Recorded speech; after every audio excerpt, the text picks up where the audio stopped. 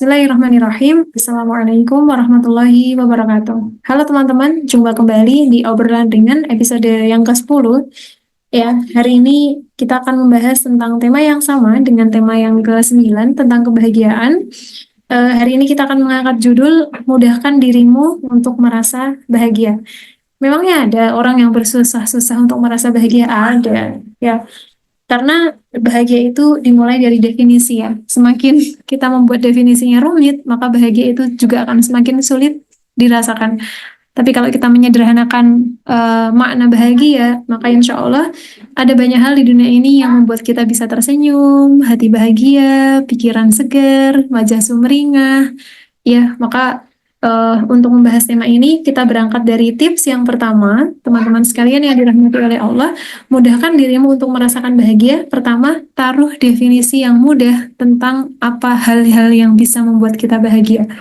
Nah, karena hari ini adalah serial yang akan menggunakan pendekatan Islam, mari kita menaruh definisi dari hal yang paling basic dan fundamental tentang who am I, siapa saya. Ya, kita mendefinisikan diri kita, itu pun bisa membuat kita bahagia, teman-teman. Ya, dalam sudut pandang Islam, pada hakikatnya, kita ini adalah makhluk yang Allah ciptakan, dan Allah itu adalah Tuhan yang ketika menciptakan sesuatu, tidak pernah meninggalkan ciptaannya begitu saja. Yang ada, ciptaannya lah, atau dalam hal ini manusia, yang meninggalkan Allah, itu mungkin. Tapi Allah, ketika menciptakan sesuatu, tidak akan meninggalkan kita begitu saja. Nah, apa yang bisa membuat kita bahagia? Mari pertama-tama kita mendefinisikan siapa manusia, yaitu makhluk yang Allah ciptakan, dan pada hakikatnya ketika Allah menciptakan sesuatu, maka Allah tidak akan meninggalkan manusia itu begitu saja. Implikasinya apa? Hakikatnya kita tidak pernah hidup sendiri. Hakikatnya kita selalu diurusi, hakikatnya kita selalu diberi rahmat, kita diberi nikmat. Kalau kita mengingat hal-hal seperti itu, maka kita akan memudahkan diri kita untuk merasa bahagia. Tidak harus kemudian bahagia itu misalkan ya harus berteman dengan orang-orang populer, harus menikah dengan orang-orang terkenal, harus memiliki kekayaan, maka kita akan sulit untuk menjadi bahagia karena belum tentu semua itu menjadi takdir hidup kita. Tapi yang jelas kita tertakdir tercipta dari Tuhan yang amat peduli. Itu pun kalau kita resapi itu sudah bisa membuat bahagia. Sesederhana kita mengingat saya adalah sewujud makhluk yang merupakan ciptaannya Allah, dan Allah itu kalau menciptakan sesuatu pasti peduli dengan ciptaannya. Ingat gitu aja, hati kita akan mudah bahagia. Nah, teman-teman sekalian, untuk menguatkan hal ini, tentu kita perlu mengenal Allah itu sebenarnya siapa. Cara yang paling mudah untuk mengenal siapa itu Allah, teman-teman bisa merujuk pada surah Al-Fatihah. Di sana ada ayat-ayat yang kemudian secara fundamental mengajari kita sebenarnya Allah itu siapa. Ya, teman-teman bisa melihat di ayat 1, kemudian di ayat kedua, kemudian di ayat ketiga, kemudian di ayat keempat, ya, seluruh ayat-ayat ini bicara tentang siapa itu Allah. Kita lihat secara singkat di ayat 1 misalnya, ada ayat berbunyi Bismillahirrahmanirrahim. Dari 99 Asmaul Husna, Allah memilih 2 nama ini untuk menetap dalam kalimat basmalah, di mana setiap kita akan membaca Quran, kita disunahkan membaca basmalah kecuali di surat At-Taubah. Kenapa yang Allah pilih ada Ar-Rahman Ar-Rahim? Karena Allah ingin memperkenalkan dirinya, yang kemudian perkenalan itu ingin dilekatkan sebagai identitas utamanya Allah yang selalu diingat manusia. Dibandingkan nama-nama yang lain, Ar-Rahmanir-Rahim ini adalah nama yang sangat sering diulang dan sering diucapkan oleh manusia. Apa makna Ar-Rahman?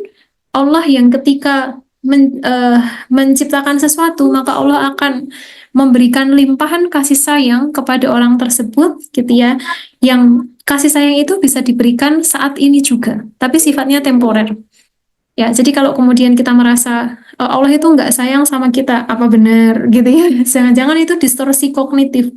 Kesalahan kita berpikir tentang siapa Allah karena Allah menyifati dirinya Ar-Rahman, yang maha mencintai dengan cinta yang amat sangat banyak dan bisa diberikan sekarang. Sedangkan Ar-Rahim, Allah itu maha mencintai, tapi kemudian cinta ini sifatnya menetap atau lebih permanen, tapi untuk hal-hal yang kemudian sifatnya jangka panjang, misalkan kehidupan akhirat. Jadi nggak ada istilahnya, ya Allah itu tidak adil, tuh nggak ada. Kalau kehidupan ini rasa-rasanya tidak adil gitu ya, tapi kita harus mengingat bahwa ada kehidupan akhirat yang sangat mungkin Allah membalas secara kontan semua hal yang kita lakukan sampai kita merasa puas dan kita tidak lagi merasakan ketidakadilan itu. Ada hal-hal yang mungkin kita merasa tidak nyaman di dunia, merasa yang kita usahakan belum ada hasil maksimal. Tapi kalau orang itu kenal siapa Tuhannya, dia mudah aja untuk bahagia. Dia melakukan kebaikan nih ke orang lain, tapi tidak berbalas. Itu pun tidak menyakiti hatinya. Kenapa? Dia tahu Allah itu Ar-Rahim, yang maha melimpahkan kasih sayang, apalagi kalau urusannya sifatnya akhirat, pastilah nanti dapat balasannya. Tenang aja. Itu sudah bisa membuat kita bahagia kalau kita kenal siapa yang menciptakan kita, yang nyatanya punya sifat Ar-Rahmanir Rahim. Belum lagi nanti kalau kita kenalan siapa Allah, di ayat yang kedua, Allah menyebut dirinya dengan mengatakan Robbil Alamin, Tuhan semesta alam.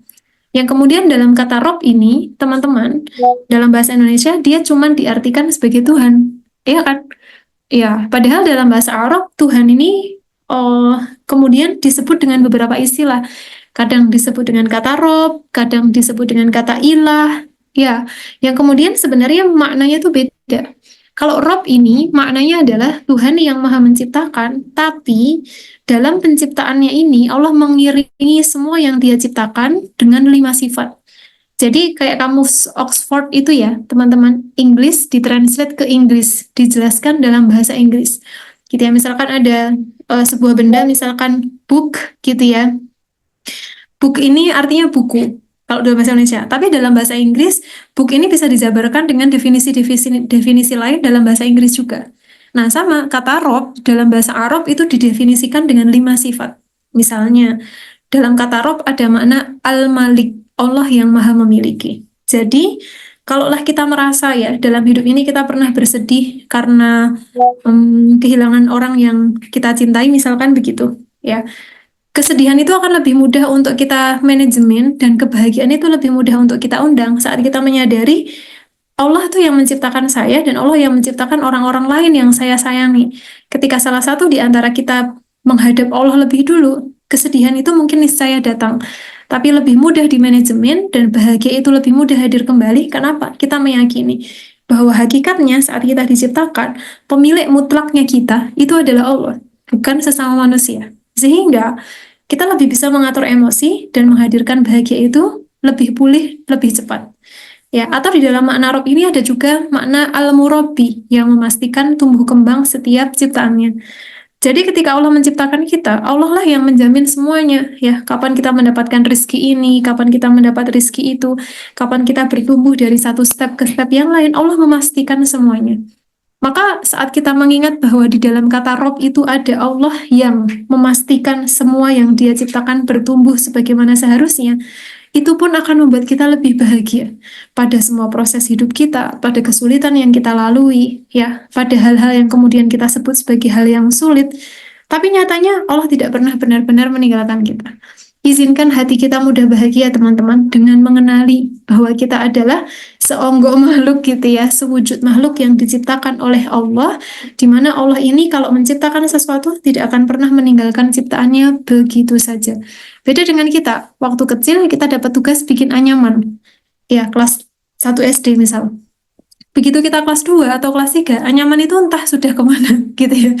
Karena manusia itu kalau meng-create sesuatu, maintenance terhadap creation, ciptaannya, ya sangat terbatas sekali. Tapi kalau Allah tidak. Dari zaman kita di perut ibu kita, sampai kita segede gini, ya Allah masih ngurusin kok tentang hidup kita. Allah tidak benar-benar meninggalkan kita. Kitalah yang mungkin melipir, menjauh dengan hal-hal buruk yang kita lakukan, sehingga kita merasa sangat berjarak sekali dengan Allah. Tapi hakikatnya, kalau Allah itu menciptakan kita, Allah akan mengurusi kita. Mudahkan diri kita bahagia, bahkan sesederhana mengingat siapa kita dan siapa Allah.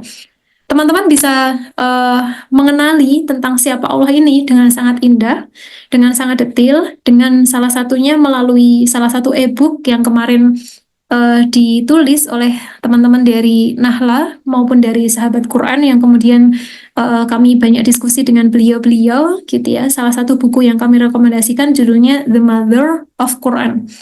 Menceritakan tentang penjabaran surah Al-Fatihah tapi secara reflektif dengan kehidupan kita, termasuk kata yang barusan kita bahas, Ar-Rahman, Ar-Rahim, atau kata Rob, akan dijabarkan lebih banyak di sana sampai nanti di ayat terakhir.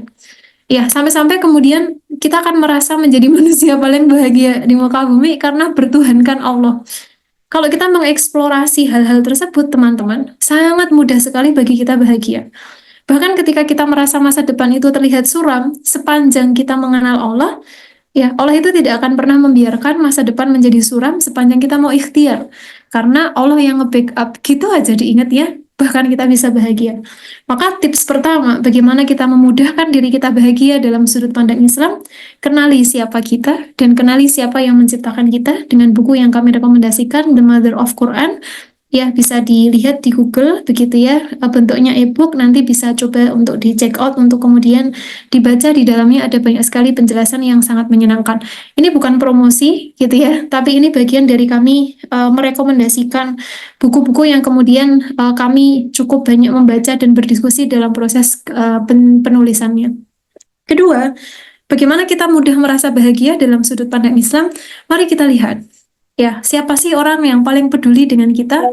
Kalau selama ini kita berpikir orang yang peduli dengan kita adalah sahabat kita, tentu itu tidak salah. Karena pada faktanya, sebagian orang hidup di antara circle yang sangat sehat, wujudnya teman-teman yang support terhadap kebaikan kita.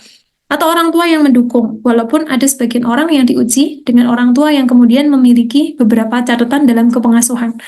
Ya, tapi mari kita ingat, kadang orang tua, kadang pertemanan pernah melukai kita. Ada satu orang di dunia ini, teman-teman, yang kemudian kalau kita mempelajari tentang siapa beliau dan bagaimana beliau memiliki empati, bahkan bukan cuma empati, dalam level psikologi ada yang namanya aggression, compassion, continuum. Apa itu? Continuum atau garis atau kuadran yang mengajarkan pada kita tentang level-level orang itu membenci sampai level-level orang itu mencintai, atau level-level orang yang berempati. Ya, ternyata di atas empati ini ada namanya compassion, keadaan di mana seseorang tidak cuma peduli, tapi sangat menginginkan kita ini menjadi orang yang lebih baik, bahkan dia memberikan support.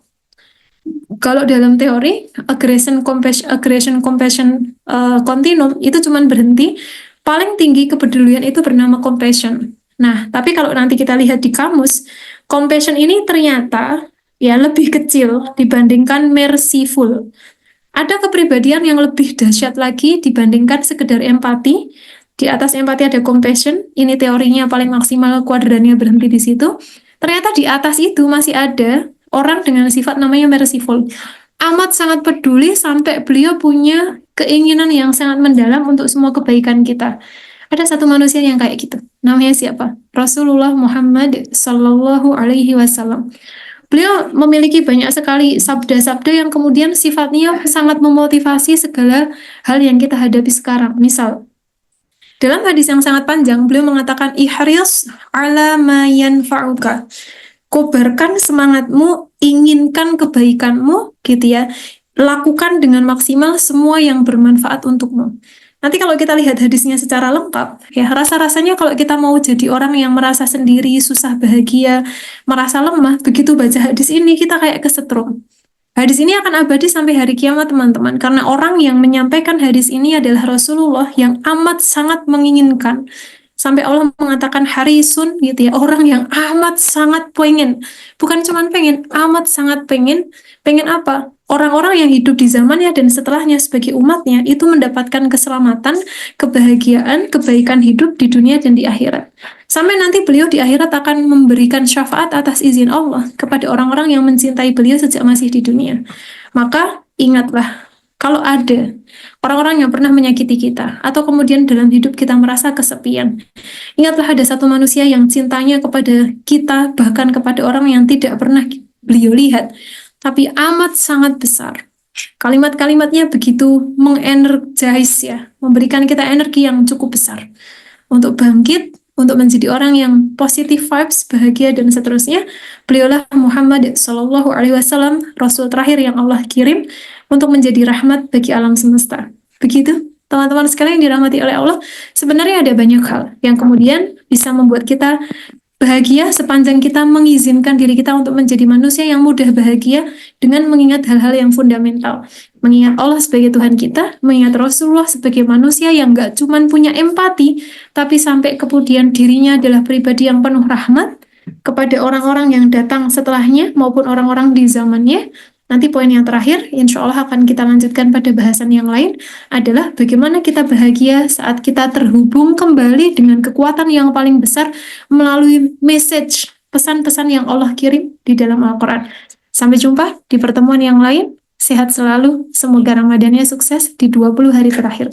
Semoga menjadi manusia-manusia yang bahagia dengan mengingat siapa yang menciptakan kita dan siapa yang mencintai kita dari segi yang berwujud manusia. Assalamualaikum warahmatullahi wabarakatuh.